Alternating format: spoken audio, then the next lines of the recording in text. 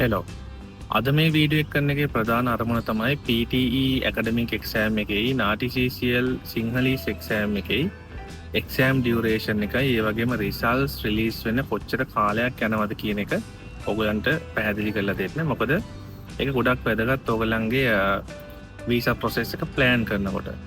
ඉතින් ප්‍රධාන වශයෙන් PTE ඇකඩමික් එක්සෑම් එක පැය දෙකක එක්සෑම් එකක්. ඒකට සාමාන්‍යයෙන් ඕනම දවසක ඔගොල්ලෝ ඕස්ට්‍රේලියා වගේ ඉන්නවනම් ඕස්ට්‍රේලියාවේ විශේෂ මෙල්බර්න් සිඩ්නි වගේ සබර්බ්ස් වල ඉන්නවනම් ඕනම දවසක ඔයගලන්ට එක්සෑම් එකක් බුක් කරලා කරන්න පුළුවන්. අනිත් සබර්බ්ස් වල ඉන්නකොට සාමාන්‍යයෙන් ස්ටුඩන්ට් ඩිමාන්ඩ් එක අනුව තියෙන ඩේට්ස් පොඩ්ඩක් වේරි වෙනවා. ඉතින් කොහොම වුණත් PTE එක්සෑම් එක පැය දෙකක එක්සෑම් එකක් කලින් කිව්වා වගේ.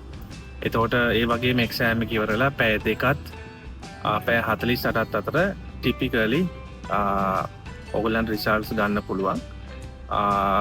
මොනවා හරි ඔයගොල්ලන්ගේ නේම් ඉෂුස් හරි මොනවා හරි ඉෂුව එකක් වුණොත් එහෙම සාමාන්‍යයෙන් දවස් 5ක් ඇතුළත ඔයගොල්ලන් රිසල්ට් එක රිලීස් වෙනවා කොහොමද.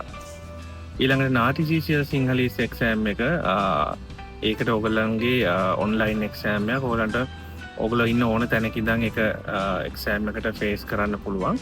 ඒකේ තියෙන විශේෂත්වය තමයි පැය විනාඩි 20ක එක්සෑම් එකක් මුළු එක්සෑම් ප්‍රොසෙස් එකම සාමාන්‍ය විනාඩි 30ක් 35ක් විතර යනවා. ඒකේ රිසල්ට් එකෙන් සාමාන්‍යයෙන් සති 4ක් සති 6ක් ඇතුළත කාලයක් ඕගලන්ට ගත වෙනවා.